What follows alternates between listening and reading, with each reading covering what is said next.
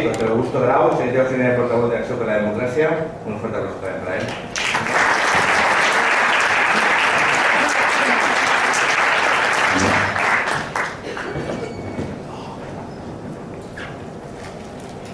Buenas tardes a todos, buena tarde. Quisiera agradecer a todos vosotros, a los que habéis venido, a los ciudadanos, Tribuna Cívica, Albert, Jordi, que me hayáis invitado un poco para las muy buenas intervenciones que han hecho Jordi y el profesor Botella. Me gustaría aportar nuestro punto de vista, que hemos estado trabajando durante 5 años en la Asociación Acción por la Democracia, que justamente tenemos este objetivo de intentar reformar el sistema electoral catalán y por lo tanto conseguir esta ley electoral catalana que no existe, y esto dentro del marco de mejorar la calidad de la democracia. Reformar el sistema electoral es una cuestión, como han dicho antes, muy complicada y que es una cuestión que tiene una trascendencia importante. Por lo tanto, hemos planteado este debate, hemos estado trabajando sobre esta perspectiva de cómo hacerlo para mejorar la calidad de la democracia y evidentemente pensando en todos los elementos que se interrelacionan con el sistema electoral. Y justamente quería plantearles esto porque el profesor Botella ha explicado muy bien en el informe que se hizo de expertos en el año 2007. Se planteaban muchas iniciativas de reforma en las diferentes partes que una ley electoral tiene. La sindicatura electoral, cómo hay que votar, que es el sistema electoral, la financiación de las campañas, los días que tiene, por ejemplo, la campaña, la relación de los partidos con los medios de comunicación, por ejemplo, la cuestión de la jornada de reflexión, que esto es muy interesante. Hoy en día, que hay nuevas tecnologías, la jornada de reflexión quizá ya no tiene la función que antes tenía, o las nuevas tecnologías han invadido la jornada de reflexión en algún modo. Pero quería centrarme en aportarles nuestra visión sobre el sistema electoral.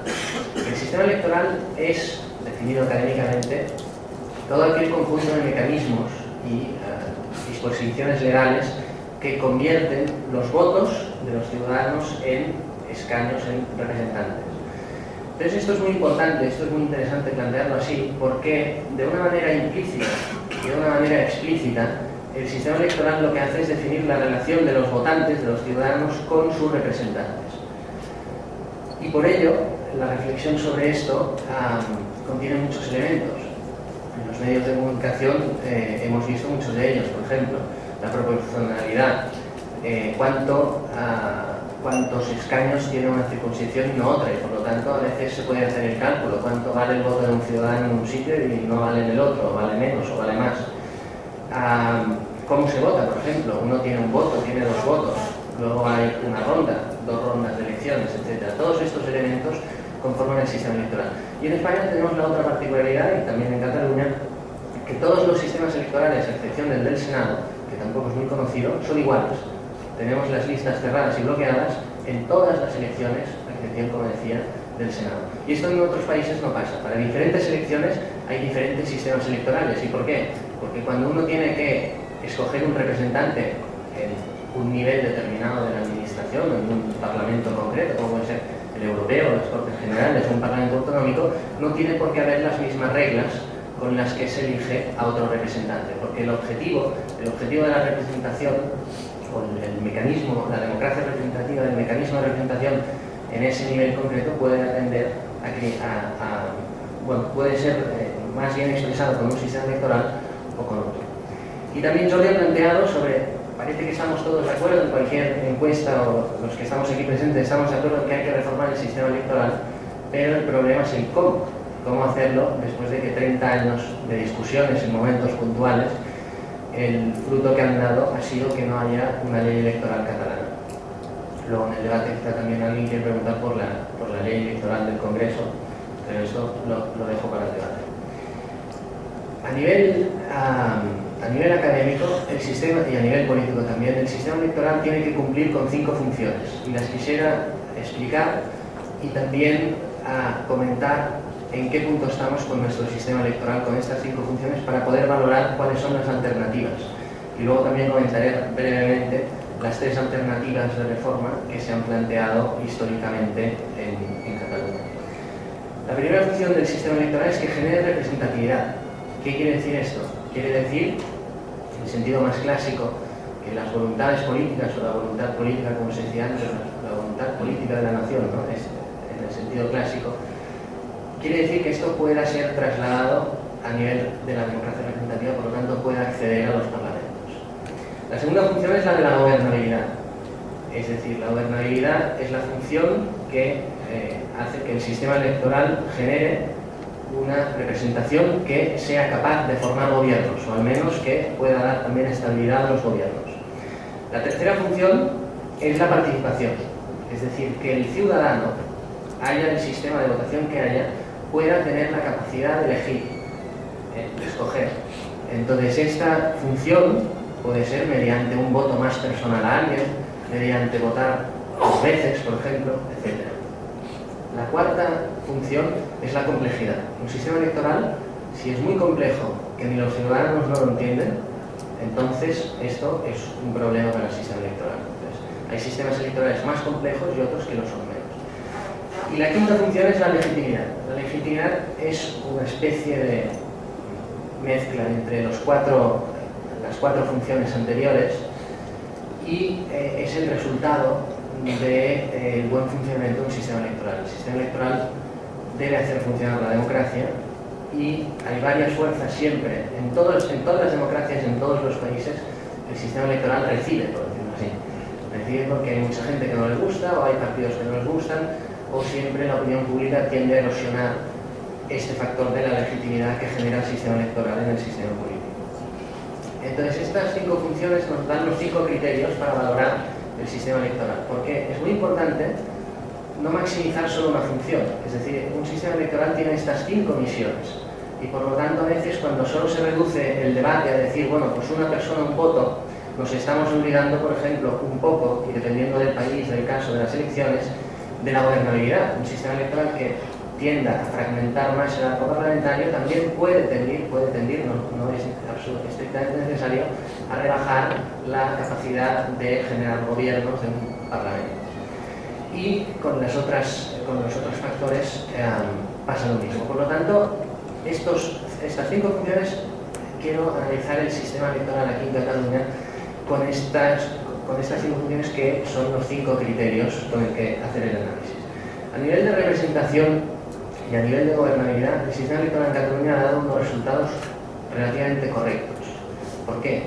Porque los partidos, cuando han conseguido suficientes votos, han entrado en el Parlamento, otros se han ido, otros se han estabilizado, y por lo tanto no hay nadie que haya encontrado un sistema electoral que diga, es que con ese sistema electoral yo tendría 30 diputados y con este tengo 2. Esto no ha sucedido en Cataluña. Por lo tanto, a nivel de representatividad ha dado un nivel de representatividad relativamente correcto. A nivel de gobernabilidad también ha formado gobiernos.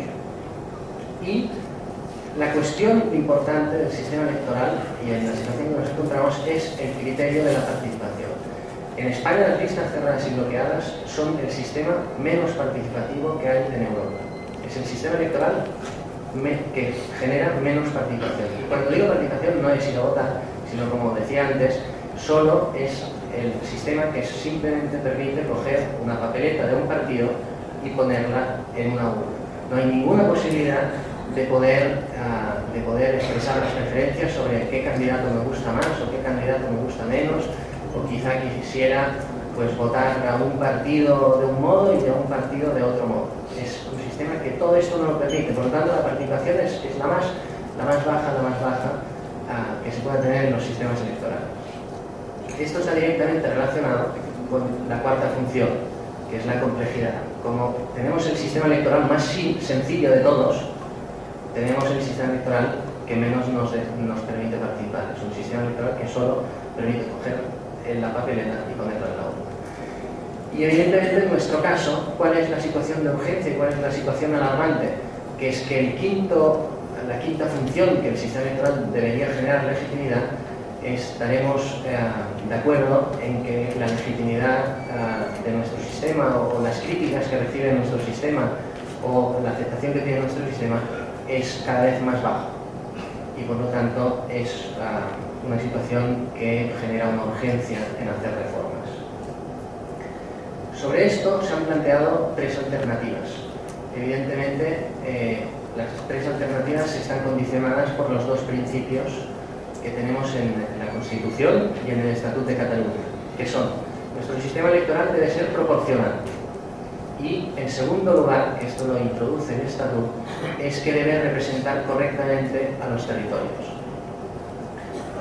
Las tres alternativas que se han planteado históricamente son normalmente en los medios de comunicación se habla de listas abiertas, pero las tres en concreto, técnicamente hablando, son las listas abiertas, las listas desbloqueadas y los sistemas mixtos, que a veces popularmente se conocen como el sistema alemán. El primero de todos, que también referencia a Jordi, las listas abiertas se suele decir, digamos, como etiqueta también de listas desbloqueadas. Listas abiertas son el sistema que tenemos en el Senado. ¿Qué quiere decir? Que imaginemos que solo se presentan dos partidos a las elecciones, pues de dos partidos lo que uno puede hacer es ir poniendo cruces al candidato que más le gusta de cada partido. Con lo cual el resultado final es una mezcla que es de diputados de un partido y de otro en función de las cruces que ha puesto cada elector que tenía la posibilidad de ponerlas. O sea, votara como diputado de una provincia, de número 1 votaba al del partido A y del diputado número 2 pues prefirió votar al del partido B. Estas son las listas abiertas. El problema de las listas abiertas: no garantizan la proporcionalidad y por lo tanto en las Cortes Generales y en los parlamentos autonómicos no tiene por qué ser constitucional, ni tampoco conforme al Estatuto. La segunda alternativa son las listas desbloqueadas. ¿Qué significan las listas desbloqueadas? Sobre la lista de un partido, no de varios, sino de solo un partido, lo que se permite, como explicaba el profesor Botella, es poner una cruz, o varias cruces. Con lo cual, ¿qué significa esto? Pues que si a mí de un partido me gusta más el número 3, o el número 2, o me gusta más el 4, o me gusta el 27, entonces yo pongo esa cruz y la simple acumulación de cruces de los ciudadanos pues permite que estas personas suban en el rango de la lista. Por lo tanto, podríamos encontrarnos que alguien que fuera el número 8 de una lista, pues luego acabará siendo el número 2, con lo cual ya ven ustedes que es un mecanismo muy importante de reforma de los partidos políticos, en el sentido de que uno puede alterar la importancia que tiene un diputado en relación a su grupo parlamentario y luego a su partido. Este sistema tiene la ventaja de que aumenta la participación a simple vista. Aumenta la participación. Con el análisis que hemos hecho antes, el análisis que he hecho, que luego podemos debatir también, pues puede ser, bueno, podemos debatir mucho sobre estas cuestiones. Aumenta la participación y por lo tanto es el factor que tenemos más bajo de nuestro sistema electoral. Es la demanda más importante de los ciudadanos, es que quieren participar más. Pero tiene varios problemas. La primera es que actualmente las tensiones dentro de los partidos se viven para hacer la lista, mientras que las listas desbloqueadas tienen el inconveniente o el problema que esta tensión se traslada también a las elecciones, porque al tener que recibir cruces los miembros individuales de una lista del mismo partido, en los países donde se ha aplicado, al menos mediterráneos, porque en países nórdicos puede ser que funcione, se generan unas luchas dentro del partido que generan a la problemas y inestabilidades dentro de los partidos. Entonces, es posible que sea mucho más recomendable generar tensiones dentro del partido antes de las elecciones y luego ir a las elecciones con estas tensiones solucionadas. Esto tiene dos derivadas. La primera es que normalmente aumentan mucho los costes de las campañas, porque los candidatos individualmente deben buscarse financiación, y si está prohibido que se busquen financiación, entonces viene el segundo problema, que es que hay una gran lucha por el reparto de los espacios en los medios de comunicación y en la relación con determinados grupos, lobbies, etc. O sea, este es uno de los problemas. Y el segundo problema es que el Senado, por ejemplo, las elecciones al Senado, las listas abiertas se utilizan muy poco en nuestra cultura, en nuestro contexto político, y seguramente fruto de nuestra cultura política. Y las listas desbloqueadas tienen el otro problema de que, según estos criterios que he explicado, aumentar la complejidad del sistema electoral sin que aumente la función de participación, porque si los ciudadanos no ponen casi cruces, es como no haber hecho nada, entonces el problema es que esto se vuelve con una fuerza contra el quinto factor, que es el de la legitimidad. Es decir, hacer un cambio para que no suceda nada es un problema porque aún nos llevará a una situación peor, o aún el sistema electoral será más criticado y generará un sistema político más en duda. Y la tercera opción, que es la que desde nuestra asociación hemos trabajado preferentemente y intentamos convencer como consenso, es el sistema mixto, como he dicho popularmente también, sistema alemán. El sistema mixto es un sistema en que el ciudadano tiene dos votos. El primer voto es para una lista, como ahora, el voto categórico, el voto ideológico. Y el segundo voto, el otro voto, es para votar a una persona. Y esta persona se presenta en un distrito pequeño, que puede ser en las ciudades, puede ser un barrio, fuera de las ciudades en Cataluña podría ser una comarca, por ejemplo, dos comarcas, lo que sea. Y entonces el Parlamento se divide en dos mitades, la mitad que es la elección de los diputados por lista, y la otra mitad que son estos diputados que están representando a distritos pequeños y por lo tanto tienen una proximidad mucho más grande a sus electores. Y luego este sistema está compensado de manera que estas dos mitades no generen ninguna distorsión, porque habría partidos que si no consiguen diputados por un lado o por el otro, pues se convertirían en un problema. Entonces hay un mecanismo de compensación que lo que hace es que los resultados sean más proporcionales que los que tenemos ahora, que es una de las demandas que habíamos escuchado. Este sistema, la ventaja que tiene es que intenta abordar el problema de que hay que participar más, porque claro, en distritos pequeños se presenta un candidato que lo que hace es tener una oficina abierta ya, porque es el diputado de, por ejemplo, Sarriá Sant Gervasi, o el diputado de Ensanche Derecha, o por ejemplo el diputado de Osona. Entonces este diputado tiene una oficina abierta y es una persona que se tiene que relacionar con los electores, que en Cataluña podría ser una media entre 50.000, 100 y algo mil personas, pero que evidentemente es mucho más pequeño que las provincias que tenemos ahora. Entonces, este aumento de complejidad sí que puede ser que aumente la participación de un modo consistente. El problema también de este sistema es que hay que saber muy bien, encontrar una fórmula concreta, porque el debate que había comentado el profesor Botella sobre si hay circunscripciones de un tipo o de otro, en todas las discusiones de los sistemas es lo mismo. Y en este sistema, por lo tanto, el reto más importante sería encontrar un mapa de circunscripciones que fuera adecuado para todos. Pero hay que decir que es un sistema muy flexible y, como se comentaba antes, los sistemas electorales hay que plantearlos, pero luego tienen que ser viables. Y en este sentido, este sistema puede ser viable en el sentido de que es muy flexible en su planteamiento y se puede encontrar una solución de consenso para todos los partidos. Y para acabar, comentando con lo de Jordi Cañas de los principios irrenunciables de esta casa, que tampoco soy de esta casa, haré como el profesor Botella, cumple con tres de los grandes principios que afectan al sistema electoral que ha comentado Jordi. Primero, abrir las listas en el sentido no de las listas abiertas como sistema concreto, sino de tener una experiencia de voto diferente, una experiencia de voto reforzada y que sea mucho más personal. Esto se cumple.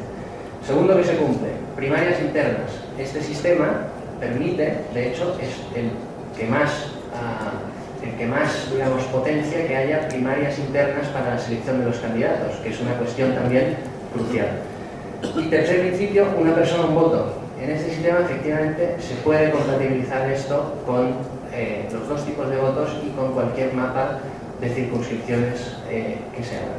Por lo tanto, bueno, espero que en el debate pues, puedan salir estos temas y muchas gracias.